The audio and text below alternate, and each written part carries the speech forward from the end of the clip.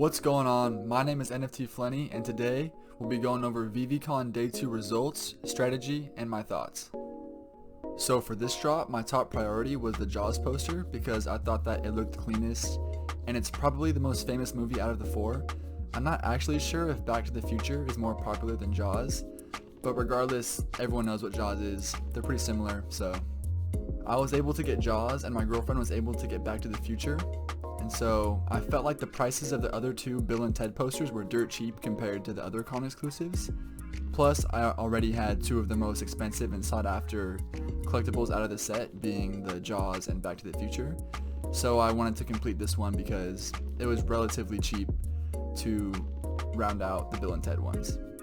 The two posters that I bought from the market were both sub 1,000 mints that I got for about an average price of about $150. I paid a little more for one of them because it was an even lower mint, but I thought it was a really good price considering the value. Plus, I've noticed, I'm not sure if it's actually a thing, but just from what I've been looking at, it seems like the longer a collectible is in the market and the longer it's been out, it seems like the mint numbers, they kind of consolidate. Like for example, if you look at Todd McFarlane Batman, I haven't checked recently, but for the longest time, the ones at the very top for the cheapest were all pretty high mint numbers. And I noticed when a drop first comes out and people put it on the market right after the drop just ended, I noticed that the mint numbers are kind of not as consistent. But like I said, the longer a collectible's been out, I feel like the mint number and the price kind of consolidates. And it seems like over time you'll need to pay more if you want a low mint number. So if I can, I usually try to snag up a low mint on drop day. 2D posters on Veve haven't done too well from a flipping/resale standpoint, but with these being con exclusives, having beautiful art, and having cult followings for the movies, I believe that these could be some steals for the long term, not financial advice. As you can see in my Twitter convo with the Gale, shout out to him by the way, he's one of the Veve YouTube OGs and has been showing some love to my new channel. Go sub to him and also follow him on Twitter. He drops some knowledge bombs, news, all that good stuff. Anyway, in our Twitter convo, we talked about these things and he seems to feel the same way about them. After looking at these in augmented reality, I have to say that I'm a lot more impressed with these posters than I was anticipating, like a lot better, because the art just looks incredible and the detail is insane. I was zooming in, getting really close to all the little corners of the art, and there's vivid detail all across it, so I was really impressed by that. I thought that was really cool. And they look especially crisp in augmented reality, and you can really see every fine line and every fine detail. This might be the biggest difference in my expectation compared to seeing it in AR out of any collectible that I've seen. I was really blown away at just how much detail there was. I would really encourage you guys, if you were able to snag one of these or able to pick one of these up, I'd really encourage you guys to take a look at these in augmented reality. Let me know what you think down in the comments. So for my strategy, it was the same as yesterday and will likely be my strategy for the foreseeable future until they make any big changes like they did with Clock 8 most recently. But yeah, in case you didn't know what I did yesterday, I pretty much just waited for the buy now button to refresh after the zeros popped up. So the way Crypto Pro explained it, also another Veve YouTuber OG, go give him a sub. As he explained it, the countdown, it goes 3, 2, 1, 0, and then it's live. But most of us would expect that it would go 3, 2, 1, and then it's live, but I think the 0 is an extra second before it goes live, like I just said. So I've been waiting just that extra second until the button refreshes, and so far that's been working for me for these Comic-Con drops. Got a pro tip for all of you guys. Go check out Granola Warfare on Reddit.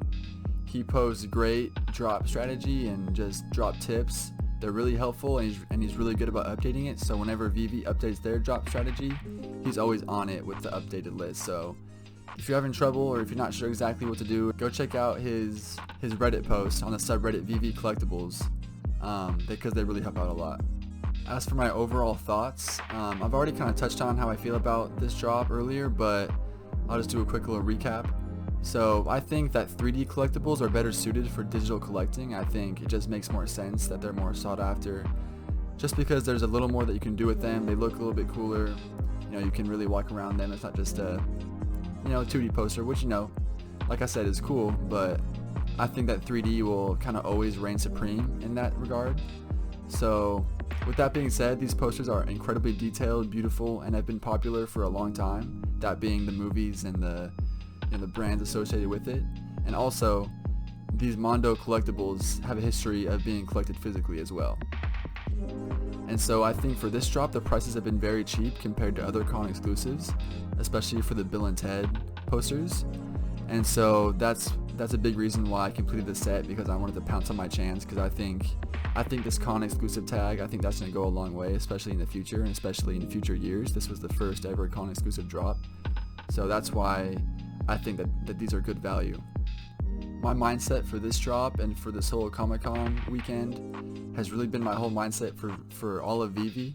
I've never had so much faith and trust in a project that I really don't want to miss any second or any chance of being this early in something that I think will completely take off.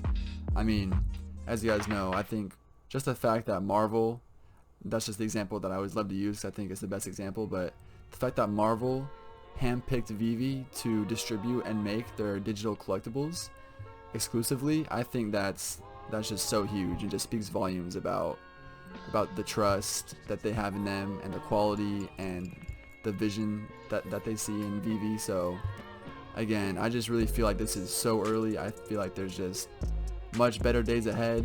Not that it's bad right now by any means, but I think we just have a long way to go. We've already come a long way. It's just really exciting times. But then again, I always wonder if sometimes if I have my head a little bit too high in the clouds, but then again, I think if we're this early on, I think if you're here this early, I think we all have some good chances to make some really good money. I think most of these will go up. Again, not financial advice, but I think especially if you stick to the popular brands, the popular characters, the first appearances, the first editions, I don't think you can go wrong in the long term. But again, we'll see what happens. I've just been enjoying the journey, enjoying the ride. It's been a hobby and an interest that I didn't even know that I would have had. So I'm just having fun with it. And if we're able to make a lot of money, that's just a huge bonus. Well guys, that about wraps it up. Thanks for listening. This has been NFT Flenny. See you guys tomorrow with my Day 3 Comic-Con recap.